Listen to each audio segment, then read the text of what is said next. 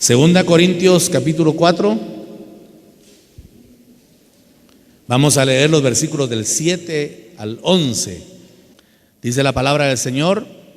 Hoy quiero hablar un tema titulado Adversidades que obran para bien. ¿Qué es una adversidad? Es un conflicto, es una batalla, es una lucha, es un problema que ha venido, pero que tiene propósito. Por eso hemos pasado batallas, hermano, de diversa índole. Algunas batallas económicas, otras batallas de salud, familiares, conflictos económicos. Son adversidades que obran para bien.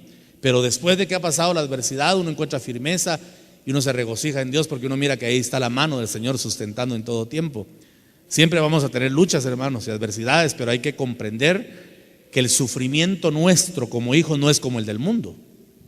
Algunos dicen, pero si se sufre en el Evangelio, entonces ¿qué propósito hay de salir del mundo si aquí se sufre? Es que allá en el mundo se sufre sin propósito. Acá se sufre con propósito. Esa es la grande diferencia, ¿verdad? Porque lo que nos ocurre tiene una intención de parte de Dios. Dice la palabra: pero tenemos este tesoro en vasos de barro, para que la excelencia del poder sea de Dios y no de nosotros, que estamos atribulados en todo, mas no angustiados, en apuros, mas no desesperados, perseguidos, mas no desamparados, derribados, pero no destruidos, llevando en el cuerpo siempre por todas partes la muerte de Jesús. Oiga eso. Para que también la vida de Jesús se manifieste en nuestros cuerpos. Porque nosotros que vivimos siempre estamos entregados a muerte por causa de Jesús. Para que también la vida de Jesús se manifieste en nuestra carne mortal. Repito el versículo 11. Porque nosotros que vivimos siempre estamos entregados a muerte por causa de Jesús. Para que también la vida de Jesús se manifieste en nuestra carne mortal. Que el Señor bendiga su palabra, hermanos amados. La Escritura declara ampliamente que cuando venimos a Cristo, arrepentidos por supuesto, nos dieron una vida nueva y nos hicieron partícipes de su naturaleza divina. Sin embargo, dice la Escritura que este ramillete de bendiciones preciosas, hermano, y bellas, que el Señor nos dio en el momento de nuestro nuevo nacimiento, fue depositado en vasijas de barro, que es una manera de presentar el cuerpo físico que nos fue asignado para subsistir en la tierra. Todo lo lindo que Dios nos dio al momento de recibirle como Salvador e irle conociendo progresivamente como Señor, fue puesto en este cuerpo físico que el apóstol le llama vasijas de barro. Y qué forma más magistral, hermano, de tomar una figura y presentar nuestra existencia corporal física, porque nuestro cuerpo es débil, nuestro cuerpo es frágil, nuestro cuerpo es vulnerable y en cualquier momento puede quebrarse, puede dañarse. Hermano, es una forma muy especial de presentar lo débil que humanamente nosotros somos en nuestro cuerpo físico, no en nuestro espíritu. En nuestro espíritu somos tremendos en Dios, hermano, somos cañones del Señor, ¿verdad? Pero en el cuerpo somos débiles. Ahora, una de las preguntas que suben al corazón y que cualquiera con una buena lógica, con un pensamiento fresco puede traer a colación es: ¿por qué pusieron ese excelente tesoro de Dios en vasos frágiles, hermano, y quebradizos? Y la respuesta está ahí en el versículo 7 que acabamos de leer. Según la interpretación de la palabra original, es para que la gloria de Dios, o para que la gloria sea de Dios y que sea vista con gratitud. Dice también el versículo 15 del mismo pasaje: porque todas estas cosas padecemos, dice el apóstol Pablo, por amor a vosotros, para que abundando la gracia por medio de muchos, la acción de gracia sobreabunde para gloria de Dios. Esa es la razón por la cual lo bello del Señor lo pusieron en vasijas de barro. Porque, hermano, cuando uno analiza los dones maravillosos de los cuales el Señor nos ha hecho partícipes. Cuando uno piensa, hermano, en las cosas bellas que Dios por misericordia y por puro afecto de gracia nos ha hecho depositarios, uno en algún momento podría quizá elevarse el orgullo humano al ver la forma como Dios puede usarnos, al ver la manera como Dios nos puede dar de su abundante gracia. Y para evitar eso, entonces Dios puso esa gloria maravillosa en vasos de barro, para que cualquiera que mire y admire esa gloria diga: esto no puede provenir de un vaso de barro tan simple, tan sencillo, tan frágil. Tiene que provenir de alguien superior. Y en ese sentido, entonces, al moverse el Espíritu Santo y al manifestar los dones que nos da, sabemos que toda la honra y toda la gloria no son para las simples vasijas de barro, sino para el Dios Todopoderoso, que en su infinita misericordia nos ha bendecido, hermano amado. Gloria al Señor. Entonces toda la gloria es para Él y exclusivamente para Él y nada más para Él. Aleluya. Porque sabemos que todo eso es perteneciente a Dios y que en ningún momento proviene de nosotros, hermano, que somos sencillamente vasos usados por Dios. Es por ello que a mí me choca mucho personalmente cuando oigo de ministros que se arrogan los dones del Señor. Yo escuché particularmente, eso no me lo contaron, yo lo oí directamente de un ministro que me dijo: a mí el Señor me ha dado 9 dones. No me dijo el Señor, no. Yo tengo, me dijo, 9 dones. Me dijo, una actividad pastoral. ¿Y usted cuántos tiene? Yo le dije: no tengo ninguno. Los dones son de Dios, pero de que en ocasiones me los presta, esa es otra cosa, le dije. ¿Verdad? Porque uno no puede arrogarse, hermano, los dones. He oído también a personas jactanciosas que dicen: permítame orar por usted. Yo tengo el don de sanidad, hermano. A mí me usa Dios. Si oro por usted, sana en este momento. Eso es arrogante. Y eso es lo que el Señor quiso evitar cuando puso gloria en vasijas de barro. Porque, hermano, mientras el Señor más nos usa, porque Dios usa a sus siervos. ¿Cuántos dicen amén? Mientras más nos usa el Señor, más tenemos que agachar la cabeza para reconocer que es por el puro afecto de su gracia y porque el Señor es bueno y porque es grande su misericordia. Démosle gloria al Todopoderoso esta tarde. Aleluya. Entonces quizá es debido a este cuerpo que Dios permite momentos difíciles, adversidades que obran para bien. Y eso se experimenta a todo nivel, hermano. Nadie se salva de las adversidades que obran para bien. En ocasiones, hermano, a uno se le quiere resquebrajar la fe, o el diablo puede traer pensamientos que asaltan la mente y que tratan de menoscabar la obra del Señor. Porque, por ejemplo, hermano, cuando Dios nos usa para predicar la palabra, cuando Dios nos usa para orar por los necesitados, de repente el diablo puede atacar la mente y traer pensamientos y uno comenzar a considerar y decir: ¿cómo puedo yo orar para que sea sano alguien si yo estoy enfermo? Esos son pensamientos que pueden venir a la mente y que pueden atacar nuestra integridad espiritual. Pero uno se da cuenta, hermano, que hombres con una altura espiritual tremenda, por ejemplo el apóstol Pablo. ¿Cuál sería el nivel espiritual del apóstol Pablo? Que dice la escritura que él tomaba paños y oraba por esos paños y le decía a la persona: aquí está este pañito, ya oré por él, llévenselo. Y al tocar ese paño a la persona enferma, al nada más tocar el cuerpo, quedaban sanos de cualquier enfermedad. Y uno encuentra a un Pablo enfermo con una oftalmia, dicen los teólogos, una enfermedad de los ojos, que por cierto, hermano, tenía un aspecto feo porque los párpados se doblaban hacia afuera y se miraba la parte rojiza interna del párpado, y el aspecto de quien padecía oftalmia era repugnable. Por eso dicen algunos que menospreciaban al apóstol por su aspecto físico. Y por eso le escribe él, si no estoy mal, a los Gálatas y les dice: estoy seguro que ustedes me hubieran dado sus ojos, porque amaban al apóstol, hermano, como usted no tiene idea. Pero él padeciendo en su cuerpo físico. Y dice: 3 veces he orado al Señor. Y cuando él dice 3 veces he orado, no pienso que fue como la oración del desayuno, del almuerzo y la cena.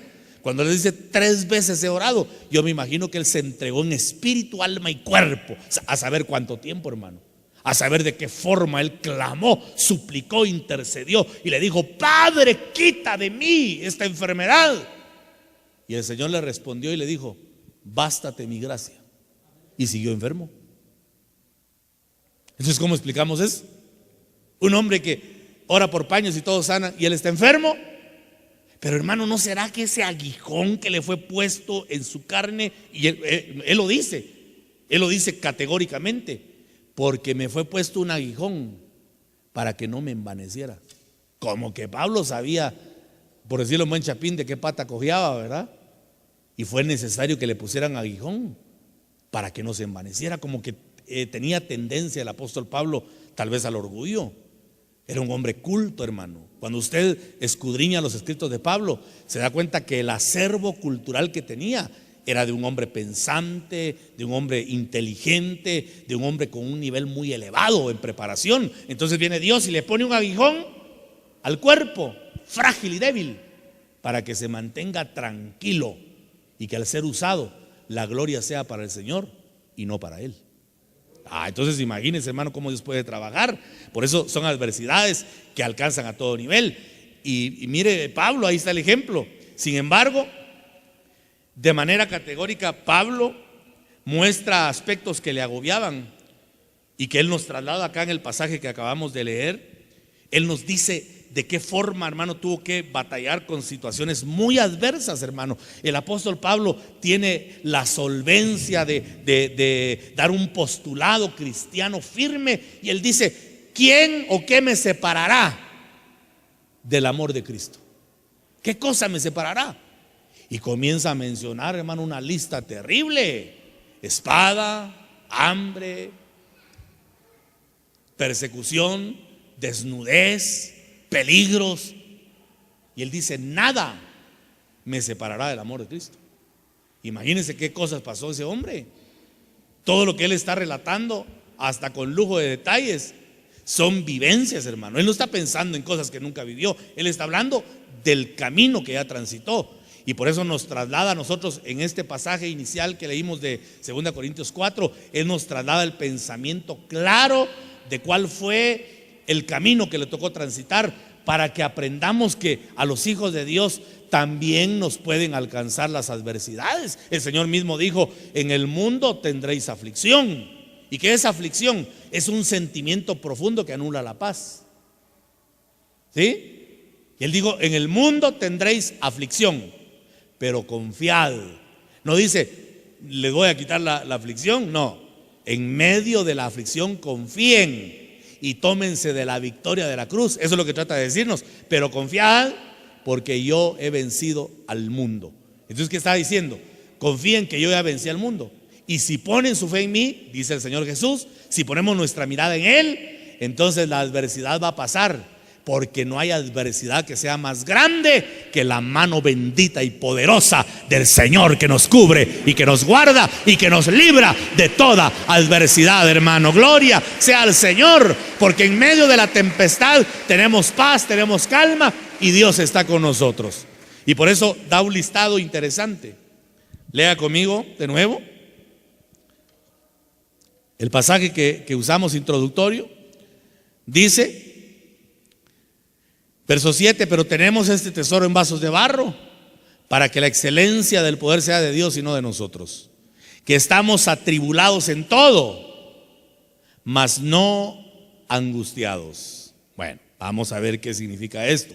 Comencemos pues con el listado que nos da el apóstol acá. Atribulados, mas no angustiados. La palabra original, la palabra griega que se utiliza, cuando digo original, me refiero al idioma en que se escribió. La palabra griega que se utiliza es de una raíz, la palabra es slivo, que significa, cuando Pablo dice atribulados, mas no angustiados, la palabra atribulados es la palabra griega slivo, que significa sendero trillado. ¿Qué significa slivo? Sendero trillado. Oprimir, afligir, eso significa la palabra griega slivo.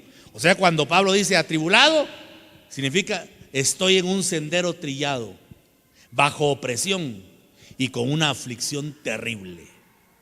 ¿Qué significa sendero trillado? La palabra trillar Se refería a un proceso que utilizaban con el trigo para poder cosechar el grano. Entonces colocaban todas las espigas de trigo, las colocaban en un sendero, y luego ese sendero era trillado por bueyes, comenzaban a caminar sobre él, así en círculo, ¿verdad? Y caminaban y caminaban y caminaban y caminaban para que de tanto caminar se fuera desprendiendo el grano de la cáscara y fuera más fácil cosecharlo. Pero imagínense cuando Pablo dice atribulado, hermano, ¿qué cosas habrían caminado sobre él?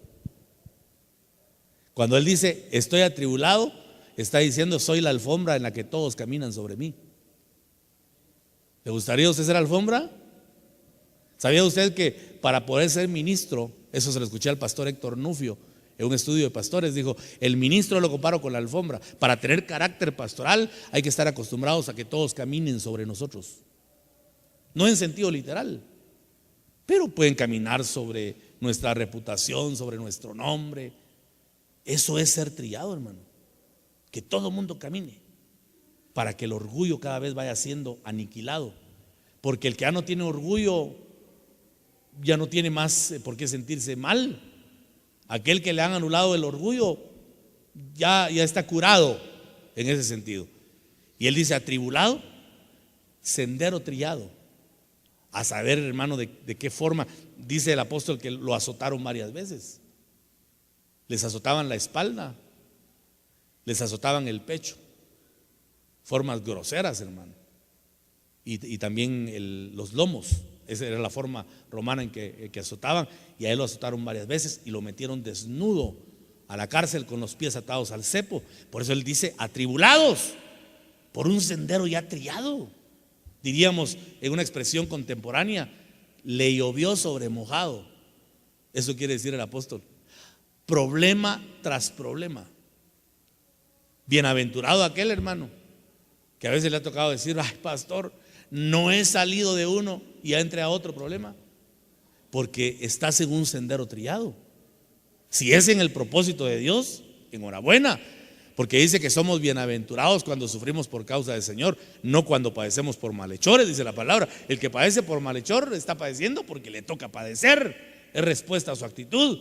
Pero cuando estás en el Señor y la adversidad te viene, puedes sentirte atribulado como el apóstol, en un camino trillado por las circunstancias, golpe tras golpe, batalla tras batalla. Y dice, eso me ha llevado al punto, dice el apóstol, que me siento oprimido. Eso significa también en segunda instancia la palabra griega es libo, estar oprimido. Y estar oprimido es sentir presión interna, sentir una presión directa, dice figurativamente el diccionario, sobre el corazón. Eso es estar oprimido, hermano.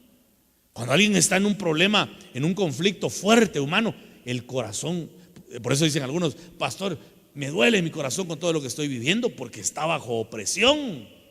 Y eso lleva a tercer grado a la palabra aflicción. Y aflicción, acabo de decirle, es lo que nos anula la paz. Pablo dice atribulados. Y me llama la atención el plural. Atribulados, él no dice atribulado en singular, porque el apóstol siempre tuvo una proyección relacional. El apóstol nunca se proyectó, hermano, de una manera individual, excepto cuando tenía que dar una instrucción apostólica. De lo contrario, él siempre mira corporativamente a la iglesia, que es como tenemos que aprender a vernos, hermano. Lo que le ha hecho mucho daño al evangelio, o tal vez no al evangelio, a veces uno se expresa mal, lo que le ha hecho daño a los evangélicos, quiero decir, es el hecho que nos hemos individualizado y hemos dejado por un lado el aspecto corporativo, hermano. No tenemos que vernos como individuos. Recordemos que la Biblia dice que usted y yo somos el cuerpo de Cristo. ¿Estamos de acuerdo en eso? Todos acá somos el cuerpo de Cristo. Entonces tenemos que aprender a vernos corporativamente, porque si nos aislamos y nos individualizamos del cuerpo, estamos en peligro, porque somos blanco del enemigo y podemos ser alcanzados por el diablo. Entonces por eso me llama la atención cuando Pablo dice atribulados, porque Pablo no ignora, hermano, que esa es la batalla de padecimientos que todos tenemos que pasar en el evangelio. Algunos dicen, pastor, ¿por qué esto a mí si soy cristiano? Precisamente por eso. Bienaventurado tú que estás siendo probado, porque lo peor que te puede pasar es que no te pase nada. ¿Sí? Pero cuando estás bajo batalla, bajo lucha, ese es el garante que eres hijo. Por eso Pablo involucra a todos, atribulados, pero gracias a Dios que no se queda ahí la expresión, hermano. Sería trágica, ¿verdad? Mas no angustiados. Mire qué tremendo. Atribulados, mas no angustiados. Porque la palabra angustiados es la palabra griega stenorjoreo, que significa cercar. Y dice, como estar aprisionado. ¿Y qué es estar aprisionado? Diga conmigo, es estar metido en una cárcel. Diga conmigo, ¿qué es estar aprisionado? No se refería a la cárcel romana porque Pablo estuvo ahí. Dice atribulados, o sea, en sendero trillado, oprimido y en aflicción, pero no en una cárcel del diablo. Porque ¿sabía usted que el diablo tiene cárceles? Por ejemplo, hay cárceles de odio. Hay personas que no pueden perdonar, hermano. Y si esta tarde en medio nuestro hay alguien a quien le lastimaron el corazón y no puede perdonar, hermano, yo quiero decirte que tienes que clamarle al Señor para que el Espíritu Santo a través del perdón te dé la llave para abrir esa puerta, porque Satanás te metió a una cárcel de odio. Hay cárcel de amargura. Y la amargura es terrible. Dice Hebreos que por la amargura algunos pueden dejar de alcanzar la gracia del Señor. ¿Sabía usted que la amargura nos hace o nos imposibilita de ser recipiendarios de la gracia? Y algunos Satanás los ha metido en cárceles de amargura porque han sufrido demasiado y no han podido refugiarse en Cristo. Y entonces han peleado la batalla humanamente con su propia voluntad y han resultado en cárceles de amargura. Por eso a veces uno no debe juzgar a las personas que no tienen una relación social muy buena. Hay personas que dicen, con fulana y tal a mí no me gusta ni juntarme porque no da por dónde, pastor, es una persona esquiva, fría. Pero ¿conoce usted qué ha vivido? Yo he conocido personas esquivas y frías que solo responden sí y no tienen otra expresión. Pero al momento de ministrarles amor de Dios, van cambiando. Y de repente su semblante es otro, porque los liberaron de una cárcel de amargura. Y Satanás quiere meter al pueblo de Dios en cárceles, hermano. A ver si no fue ese el que inspiró al Buki para que dijera, será tu cárcel y nunca saldrás. Pero no sabe el diablo que no existe candado del cual Jesucristo no tenga la llave para hacernos libres, hermano, de toda cárcel y quebrar toda cadena y romper todo yugo en el nombre de Cristo, para que seamos libres por la obra del Señor. Démosle fuerte las palmas al Todopoderoso. Entonces Pablo dice, estamos atribulados en sendero trillado, lloviéndonos sobre mojado, pero no estamos aprisionados en una cárcel. Qué tremenda enseñanza nos da Pablo, hermano. Mire todo lo que vivió: espada, persecución, desnudez, humillaciones, cárceles. Pero dice Pablo, mas Satanás no me ha metido a ninguna cárcel de amargura. Con todo lo que sufrió, Pablo dice, no me siento cercado ni tampoco aprisionado. Qué lindo, ¿verdad? Atribulados, mas no metidos en cárceles del diablo. Primer aspecto. Segundo, versículo 2. En apuros, mas no desesperados. Verso 8 estoy, ¿verdad? Segundo aspecto acá. En apuros, mas no desesperados. La palabra apuros es la palabra griega aforeo, que significa, número 1, quedar sin salida. En primera instancia, aforeo significa quedar sin salida. Oiga esto, hermano: estar perdido mentalmente, dice el diccionario Bain, es dudar, tener perplejidad, falta de capacidad para tomar decisiones. Eso significa la palabra aforeo. En apuros, o sea, cuando dice en apuros, está diciendo, nos hemos quedado sin salida de momento, estoy perdido mentalmente. Porque mire, hermano, hay situaciones en la vida. Yo no sé, y bueno, gracias a Dios que quizá no le ha tocado pasar por algo así, pero yo sí he visto, hermanos, en momentos de apuro, en los que han perdido su coherencia mental por un instante, hermano. Su mente está divagando. Aquel que está en un problema, pero de angustia, no está presente su mente, hermano. Se pierde por momentos. Eso dice el apóstol. Mire lo que pasó Pablo, hermano. En apuros, dice palabra aforeo. Me he quedado sin salida, perdido mentalmente, con dudas, con perplejidad, siendo ese hombre grande en Dios, pero estaba perplejo, o sea, falto de capacidad para tomar decisiones.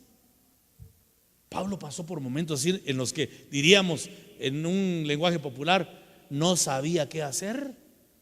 ¿Qué circunstancias, hermano? ¿Qué magnitud de fuerza tendrá que tener un problema para que un hombre como Pablo, tan cercano al Espíritu Santo, llamado genuinamente por Dios, con una mente brillante, con una cultura elevada, y que en un momento diga: no tengo salida, no hay qué hacer, mi mente está en blanco, no tengo respuesta para nada, estoy perplejo? Eso es estar en apuros. Y él pasó por esa etapa. Pero dice el apóstol: en apuros, mas no desesperados. Tremendo, ¿verdad?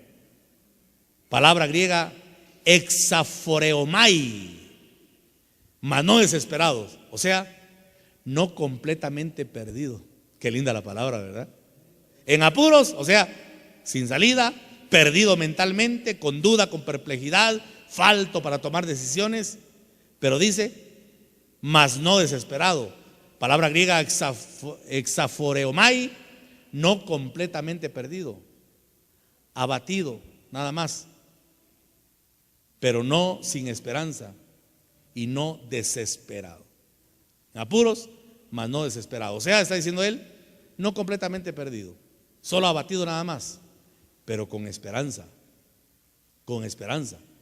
O sea que en los momentos de apuro, hermano, cuando es tan grande el problema, posiblemente esta tarde hay alguno así, que ha venido a este lugar y ha venido pensando: no sé qué hacer, estoy sin salida, no tengo respuesta, mi mente no está lúcida, no tengo capacidad de tomar una decisión. Entonces tienes que decir: estoy en apuros, mas no desesperado, porque sí tenemos esperanza en Dios. Y no estamos completamente perdidos en la mente, porque el dueño de nuestra mente es el Señor.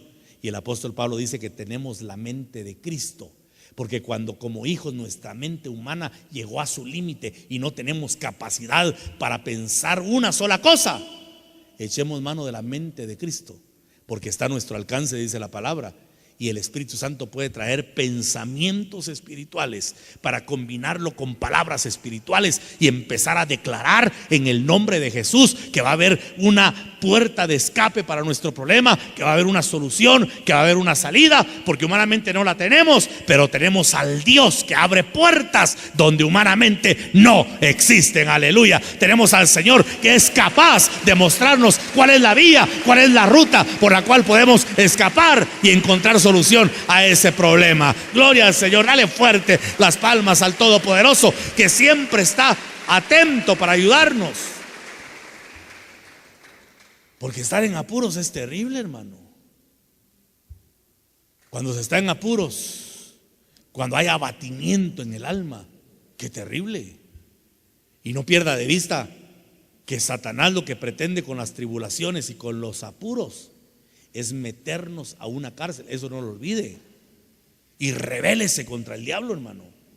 No permita que venga amargura a su corazón. Mire, hermano, cuando uno pasa por situaciones así, es terrible, hermano. Pero al alma hay que obligarla.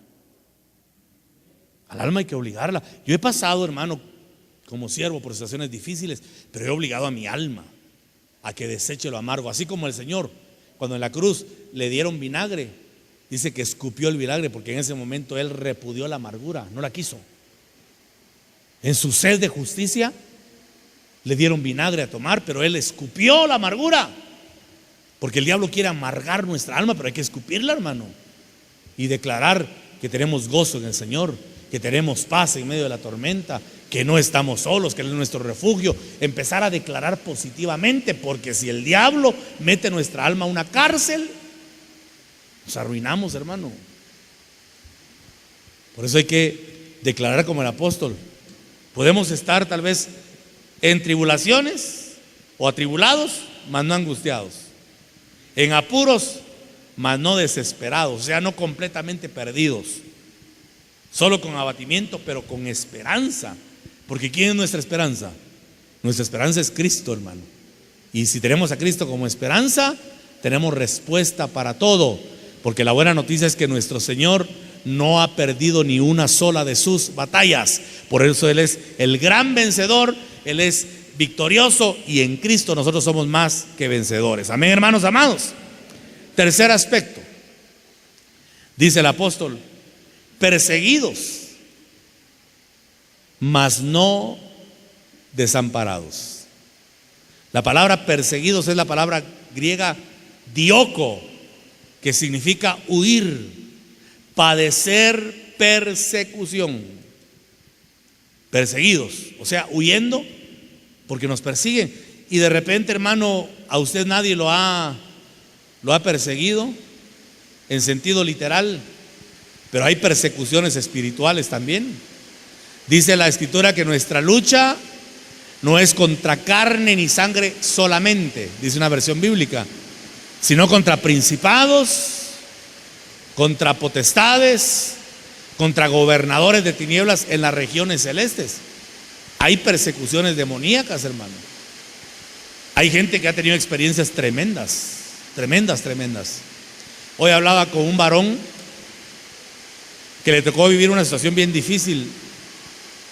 Él estuvo en la frontera que divide la vida de la muerte. Estuvo en estado de coma después de un accidente, y me decía él: mire, hermano, yo hoy creo que hay ángeles protectores. Yo lo había escuchado, y unas veces dice, uno escucha y en su interior uno dice: eso es mentira, eso no es cierto, es falso. Pero no, hermano, me dice, es una realidad que hay ángeles. En el estado de coma que viví, yo hablé, me decía él, con un ángel. Él me dijo: vengo de parte de Dios para guardarte. Y me decía él: yo pude ver una batalla que se dio entre poderes divinos y poderes diabólicos por mi alma. Y después este ángel me notificó que Dios había ganado, y por eso seguramente estoy vivo, me decía él. Y yo sé, hermano, que pasó por un proceso de muerte, que si no hubiera sido por el Señor, se hubiera muerto. Entonces hay persecuciones, hermano. Pablo dice: perseguidos, mas no desamparados. Aunque Pablo sufrió persecución en sentido literal, pero nosotros podemos sufrir también persecución literal y persecuciones espirituales y demoníacas. Pero él dice: no estamos desamparados. La palabra griega es enkataleipo, que significa no estamos olvidados. Oiga, qué interesante. Perseguidos, pero no olvidados. Eso significa la palabra que tradujeron desamparado. No estamos olvidados. Dice: no hemos sido dejados atrás, porque el dejar atrás es figura de olvido, de desamparo, es figura de romper un compromiso con alguien. Se quedó atrás. Pero dice el apóstol: estamos perseguidos.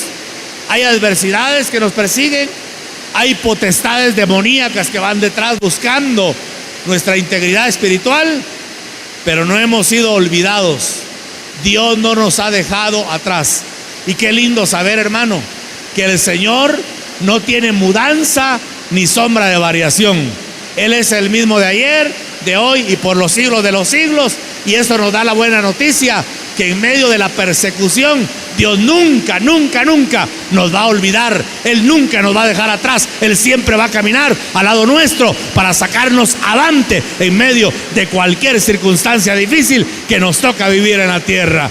Gloria al Señor por eso, ¿verdad? Él se comprometió. Es más, Él prometió y dijo: yo estaré con vosotros todos los días de vuestra vida. Quiere decir que aunque nos persigan, ahí va el Señor a la par nuestra, como poderoso gigante, librándonos de nuestros perseguidores para que tropiecen, hermano amado, para que caigan los que se levantan contra nosotros, para que la trampa que han tendido, que en esa misma trampa caigan ellos, hermano, para que el Señor les dé al doble lo malo que desean para nosotros, porque Él va a la par como defensor, como poderoso gigante, hermano amado, para que no nos persiga el diablo y que trate de destruirnos. Porque hay espíritus de persecución, hermano, que tratan de robar la paz y de que mengue nuestra confianza en Dios.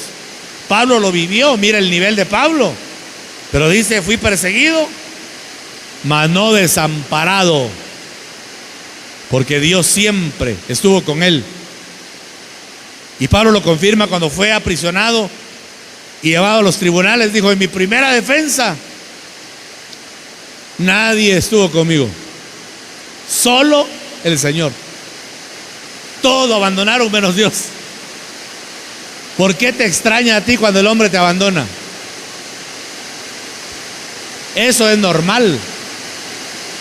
Uno se acostumbra a ser abandonado por el hombre, pero qué lindo saber que el Señor nunca nos va a abandonar, hermano. Él siempre va a estar con nosotros, para que en medio de la persecución no nos sintamos solos, que sepamos que ahí está el grande y poderoso, nuestro refugio eterno, nuestro bendito Señor Jesucristo. Démosle gloria y honra al Señor esta tarde. Aleluya.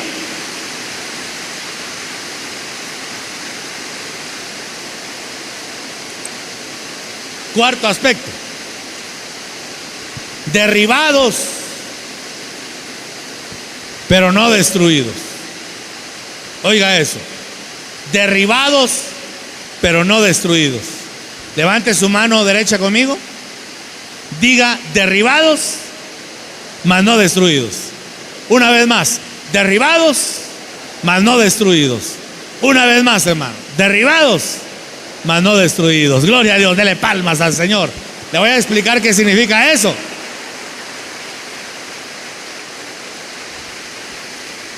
La palabra derribados es la palabra griega katabalo. Derribado es katabalo, que significa echados abajo. Oiga esto: lanzados a tierra. Eso significa derribado.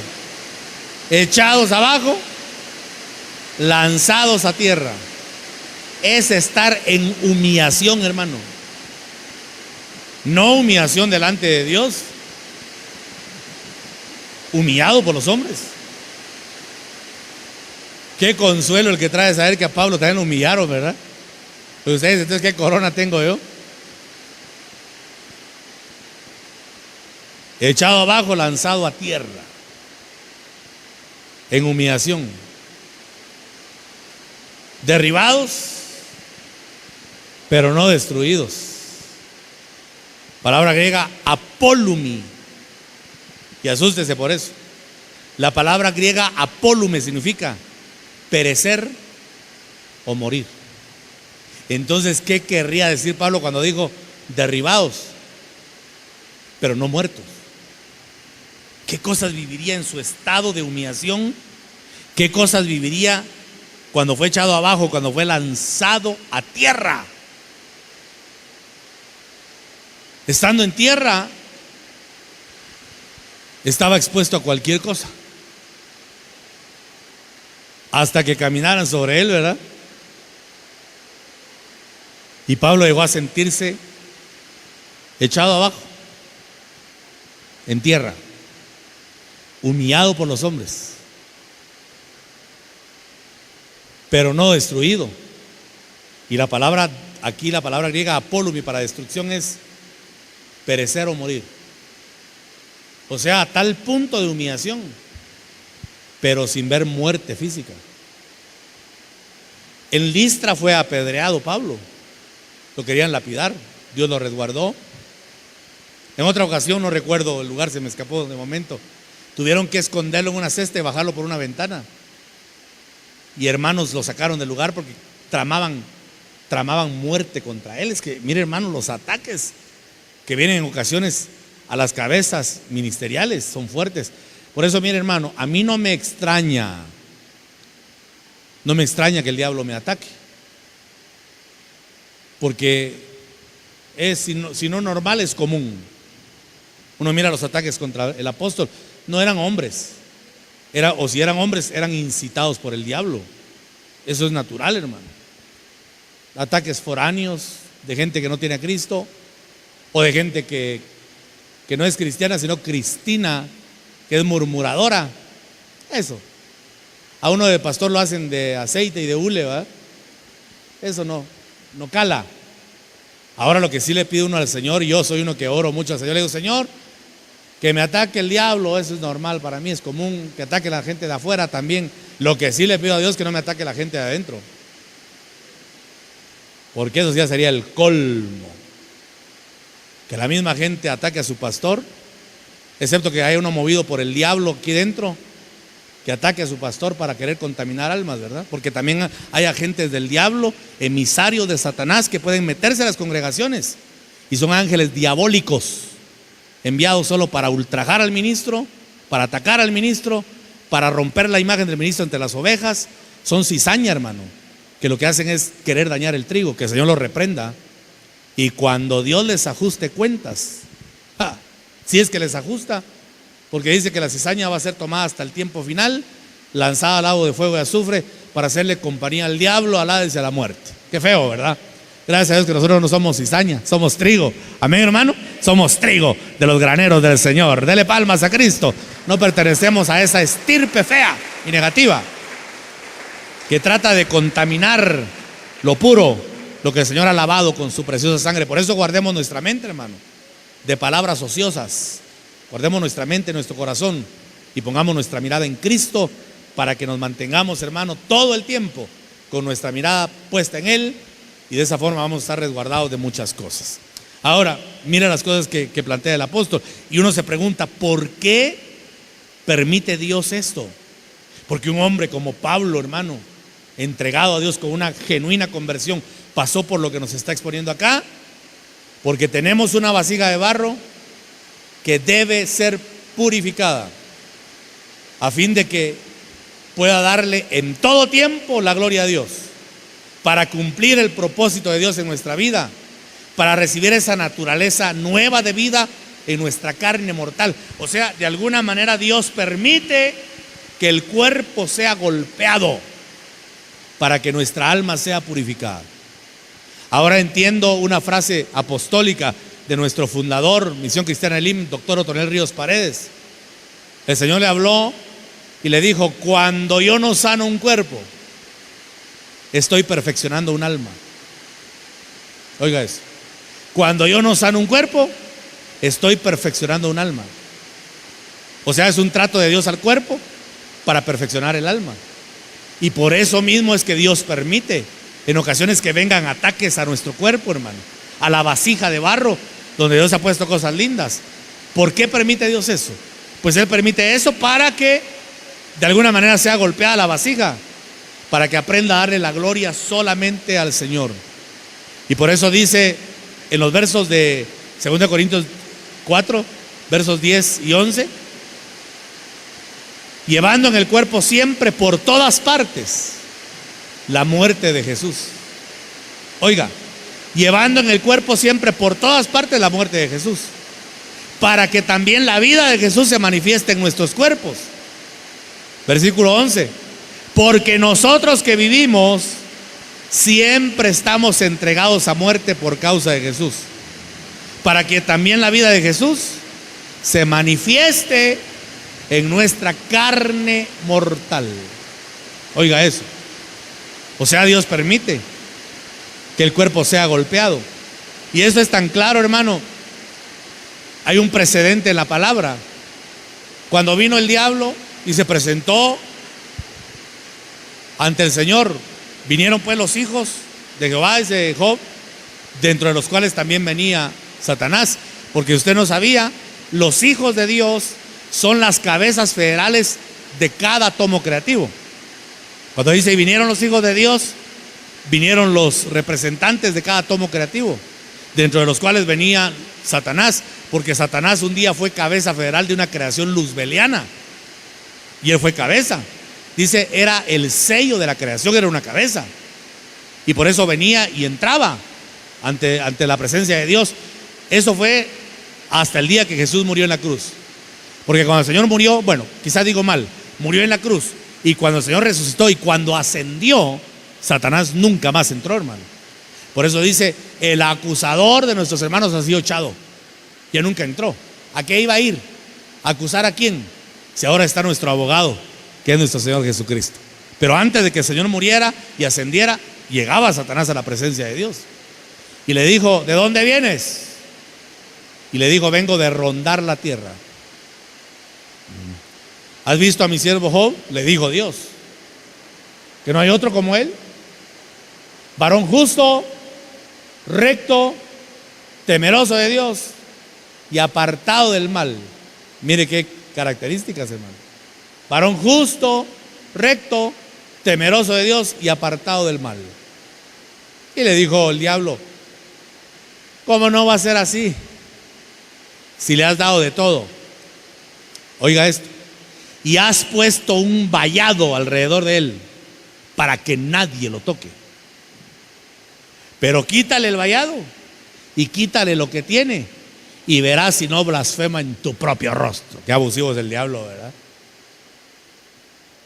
Pero Dios conocía el corazón de Job.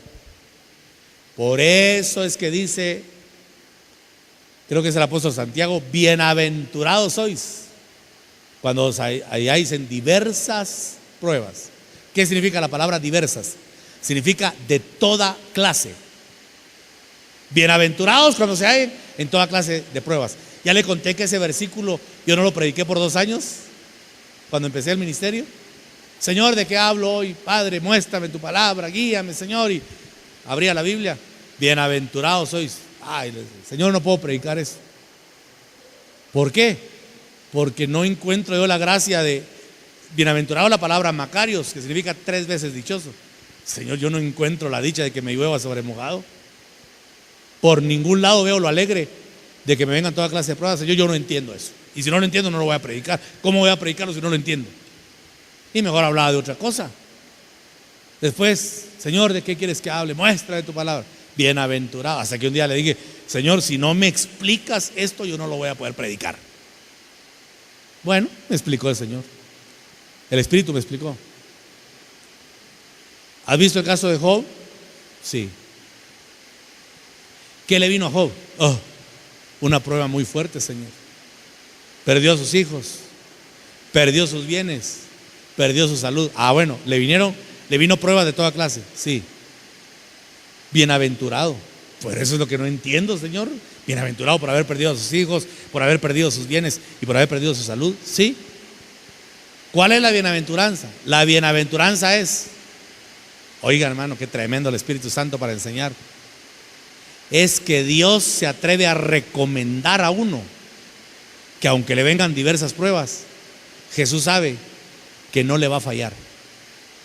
¡Ah! Qué tremendo es. Una cosa es que usted confíe en Dios. ¿Cuántos confiamos en Dios? Pero otra cosa es que Dios confíe en nosotros. Y a aquel en quien Dios confía, bienaventurado. Porque dígame si no Dios confió en Job. Cuando le dijo, bueno, toca todo lo que tiene, pues, menos su alma, porque esa no te pertenece. Y te vas a dar cuenta que Job me ama, no por lo que le he dado, sino por lo que soy. Y lea Job. Y con todo esto no pecó Job. Y con todo esto no pecó Job. Y con todo esto no pecó Job. Pasó la prueba. Uno recomendado por Dios. Bienaventurado es aquel que pasa por diversas pruebas. Porque Dios te ha recomendado. Porque sabe que al igual que Job, aunque te llueva sobre mojado, no le vas a fallar. Y le vas a dar siempre la gloria a Él, en lo bueno y en lo malo. Aleluya, dele palmas al Señor. Por eso es que permitieron, hermano, ese probatorio. Ahora, básicamente, si usted analiza lo que le trabajaron a Job y le atacaron fue su cuerpo. Dice que su carne se caía en pedazos, hermano. Mire qué proceso es. Su cuerpo se caía en pedazos, pero no blasfemó contra Dios. Entonces, hermano, es necesario menguar en ocasiones para que Él crezca.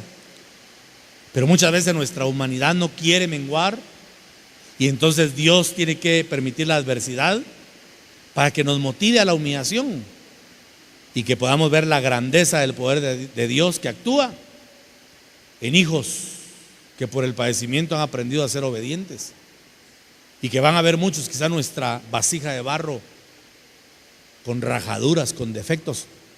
Por eso, mire, hermano, qué lindo es cuando uno lee que plugo a Dios, o sea, se le antojó a Dios colocar ese ramillete de dones lindos, hermano, pero en vasijas de barro. ¿Por qué no la puso mejor una vasija de oro, resplandeciente y maciza? El oro soporta todo, hasta el fuego. El fuego más purifica el oro. Pero se le ocurre poner a Dios en vasijas de barro, hermano, que con un golpecito se raja. ¿Por qué? Para que la gloria sea para Él y no para los hombres. Amén. Pero qué lindo saber también que somos vasija de barro. Eso no lo pierda usted de vista nunca. Somos vasija de barro. Dígale a la persona que está a la par suya: somos vasija de barro. Dígale: no te asustes cuando me vea rajaduras. Dígale. Porque la gente a veces se espanta, ¿verdad? Mire, fulano de tal falló, hermano. Mire, fulana de tal dice que cayó, y no es vasija de barro, pues. Cuando usted vea una vasija de barro rajada, no la juzgue. Que no se le olvide que usted también es de barro y se puede rajar. Amén. Lo que hay que hacer cuando nuestra vasija se raja es pedir misericordia, porque gracias a Dios que nos hicieron de barro, porque dice la Biblia que Jesús es el alfarero y Él puede quebrarnos, hermano, hacernos polvo y volvernos a formar. ¿Acaso no eso hizo cuando le aceptamos? Pues cuando venimos éramos una vasija chueca, hermano, quebradiza, pero nos quebró el Señor y nos hizo de nuevo. Y ahora dice la palabra tácitamente que somos nueva criatura. Las cosas viejas pasaron y aquí todas son hechas nuevas. Gloria al Señor. Nuevas vasijas, hermano. Aleluya. Nuevas vasijas moldeadas por las manos del Señor. Porque dicho sea de paso, los verdaderos discípulos surgen de las manos de Jesús. Por eso dice, y hoy tenemos Santa Cena, ¿verdad?, que Él tomó el pan en sus manos. Es más, dijo: este es mi cuerpo. ¿Qué es que dijo? Partido. Y partió el pan. Por eso es que a veces como vasijas de barro nos toca ser partidos, porque el cuerpo de Cristo está formado solamente por vasijas que han sido partidas por las manos de Jesús, no por manos de hombre. Porque cuando las manos de Jesús parten, esas mismas manos vuelven a moldear y hacernos una vasija en la que no queda pero ni señas de la rajadura, porque nos hace vasijas nuevas. Entonces, hermano, gloria a Dios por las pruebas, ¿verdad? Si alguno viene bajo probatorio, bienaventurado, dichoso, porque son adversidades que van a obrar para bien. Te están formando como un hombre, como una mujer de Dios. El que no tiene formación, hermano, no sirve. El dolor es el que nos enseña a amar la miseria, porque si usted no sufre cuando mira la miseria, va a quejarse o va a menospreciar la miseria, ¿verdad? Cuando le muestren la miseria, el pecado, va a decir: uy, no, qué repugnante, un buen chapín, chish, ¿verdad? Pero cuando usted ha sufrido, usted mira la miseria y la abraza, porque le han enseñado a tener entrañas de misericordia, por lo que para los hombres no sirve, pero para Dios es muy útil, porque dice que a lo vil del mundo va a usar Dios para avergonzar a lo que se cree fuerte. Amén. Entonces, hermano, si las pruebas son para formarnos, benditas pruebas, y que siga el Señor probándonos, porque una cosa es segura: cada vez que pasamos un probatorio, nos perfeccionan más, hasta que alcancemos plenamente la imagen de nuestro Señor Jesucristo, y que estemos preparados para que el Padre nos levante y nos lleve, porque todos vamos a ir pareciéndonos a nuestro hermano mayor, a nuestro Señor Jesucristo. Démosle gloria al Todopoderoso, hermanos, esta tarde. Aleluya. Póngase de pie. Vamos a orar. Vamos a orar esta tarde. Vamos a pedirle al Señor que nos auxilie en nuestros momentos difíciles, para que podamos, como el apóstol Pablo, encontrarle propósito a nuestra batalla, a nuestra lucha, hermano. Que podamos solidarizarnos con el apóstol y declarar la palabra con la misma certeza, y que podamos hoy confesar y decir: estamos atribulados, mas no angustiados, en apuros, mas no desesperados, perseguidos, mas no desamparados, derribados, pero no destruidos, porque la mano de Dios nos sustenta. Vamos a orar esta tarde, hermanitos amados.